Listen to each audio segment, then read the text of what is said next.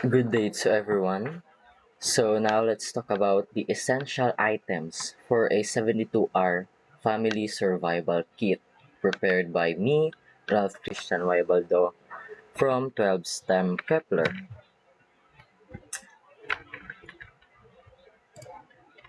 So before I start, I want you to know me better. So my name is Ralph Christian Waibaldo. Born in Samar Leyte and was born on February 7, 2007, and now I am currently a senior high school student at Mekawaya National High School, and my grade and section is 12 STEM Kepler. So now you know my background. So now let's talk about what is a 72-hour survival kit.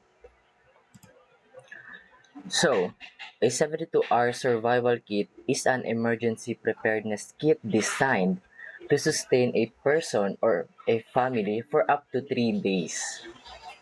So, the total of hours in a day is 24 times 3 is equivalent to 72 hours.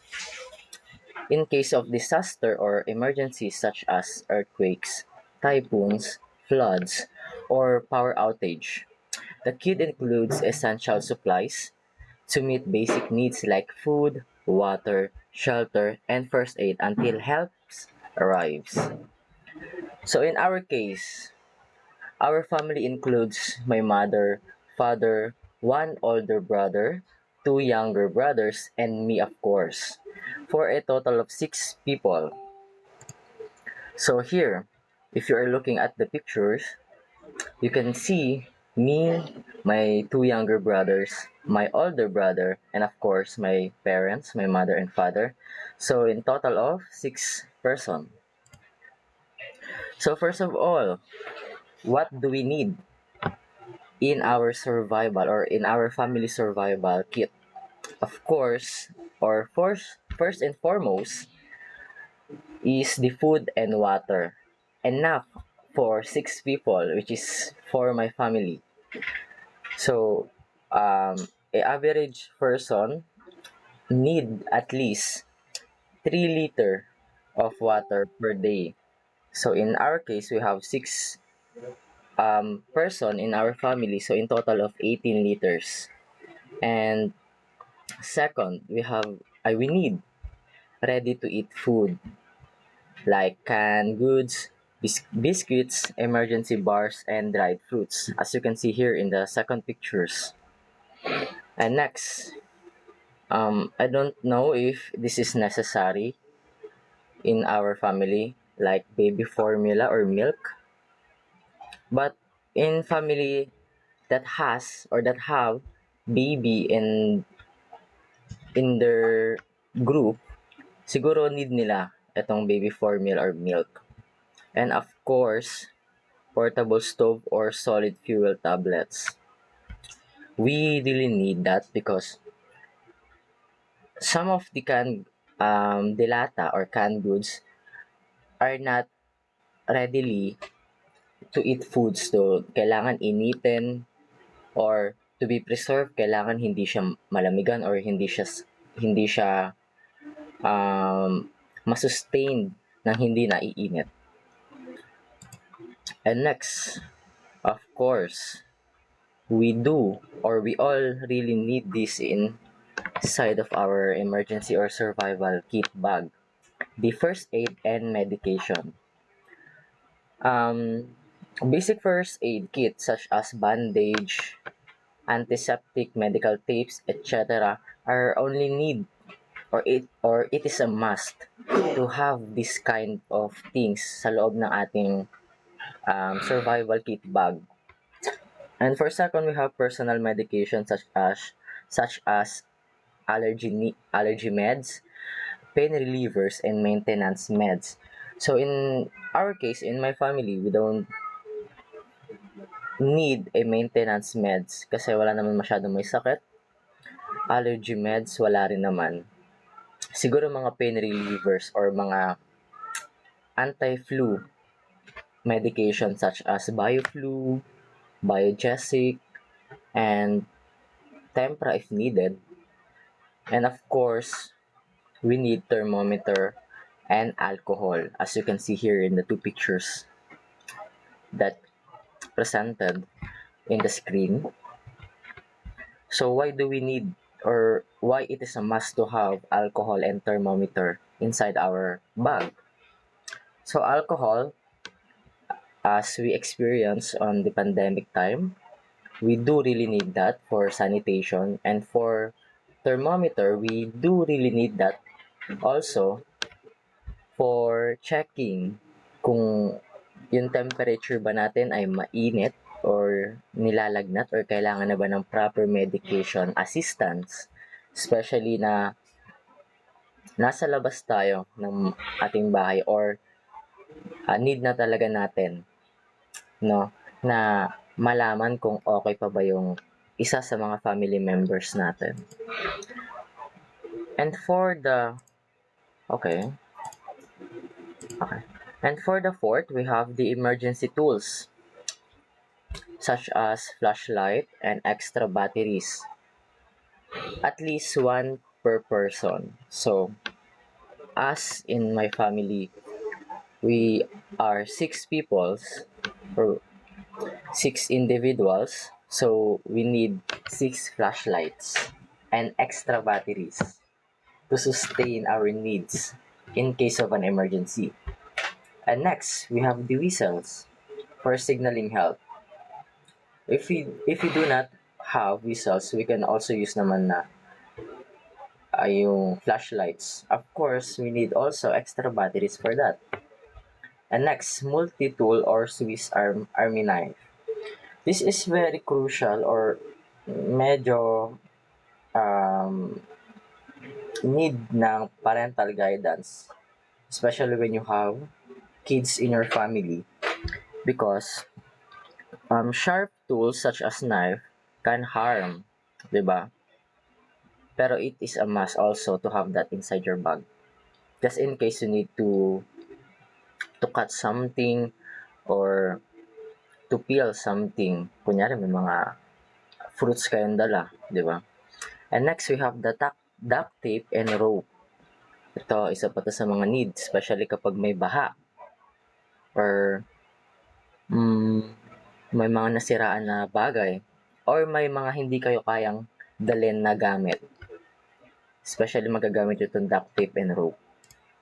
And for the fifth, we have the clothing and bedding. Of course, hindi tayo pwedeng basta-basta lumabas nang we don't have an extra cloth inside our emergency or survival kit bag. Of course, we need to be hygienic. We need to be clean. Okay, so we need extra clothes, which is yung lightweight and easy to pack. Hindi yung mga clothes na makakapal, hindi yung clothes na pagkarami-rami. Siyempre, hindi natin kayang dalhin lahat yan. Yung need lang nung members ng family ninyo, which is us, need namin ay 6 kami. So, in a day, at least 2 clothes. So, 2, 4, 6, 8, 12. So, 12 clothes per person at least. But, 1 to 2 clothes is enough naman na to sustain the 3 days survival kit bag. And, raincoats, lalo na kung ang disaster natin ay bagyo, hindi earthquakes, kailangan natin na raincoats kasi if we don't have a rain protection in our bag, it may cause us to experience some personal problem such as pagkakaroon ng lagnat, sakit, pagtaas ng temperatura, high temperature, and for the last is deep blankets or sleeping bags. Ito, kasama to sa mga need talaga sa mga survival kit. Kasi, we are talking about going outside in our house. So, hindi natin alam kung may matutulugan ba tayo dun sa mga evacuation centers. And some evacuation centers ay hindi naman talaga provided ang sleeping bags. Kasi nga emergency centers nga lang sila. So, ang provided lang nila ay papag. So, kailangan natin yan, blankets paggabi kung malamig. Sleeping bags kung wala naman matutulugan doon or wala namang proper bedding doon. And also includes tent. Just in case na need nyo ng privacy sa family ninyo. And 7, we have the communication safety items. This is last but not the least. Kasi, such as, battery-powered or solar-powered radios for some updates. And power bank for charging phones kung may phones kayong madadala. Of course, you need that. Kasi, lalo-lalo na kung may power outage dun sa community ninyo or dun sa kung saan kayo pinunta or kung saan yung evacuation centers ninyo. Kasi some evacuation centers don't have electricity. Especially kung wala naman silang stored power dun sa building. So, you probably need the power bank. And of course, notebook and pencil for notes. Pencil or ball pen. It's the same thing naman. Same function lang din. It only used for writing. Kasi some of the emergency or evacuation centers kailangan mo may finifill up ang ka dyan kasi kunyari, nagpalista sila ng ganito ganyan for relief goods, di ba? It is okay to have pencils or notebooks na rin, including in your bag. But, ayun nga, remember that limited lang dapat ang laman. Yung kaya lang dalhin ng family ninyo or kayang dalhin ng hindi nahihirapan. And next, ito. So, I want to show you my slogan before I end this discussion. My slogan is titled, Storms may hit, quakes may shake, stay prepared for safety's sake. So, why do we need to be prepared in times of emergency? Of course, natural disaster is unpredictable. We can't predict the outcoming events. Kunyari, may bagyo ba or may earthquake ba? Hindi natin masasabi kung tatama ba siya in this time, mamaya, or bukas. So, it is a must or it is much better if we are prepared. Kung may nakaprepare na dyan na bag, specifically for survival things, and kung may stored food na or may nakastock na food na, just for an emergency. So, I guess that's all for my presentation in my essential items for a 72-hour family survival kit. Again, I am Ralph Christian Webaldo from 12 STEM Kepler presenting my family survival kit.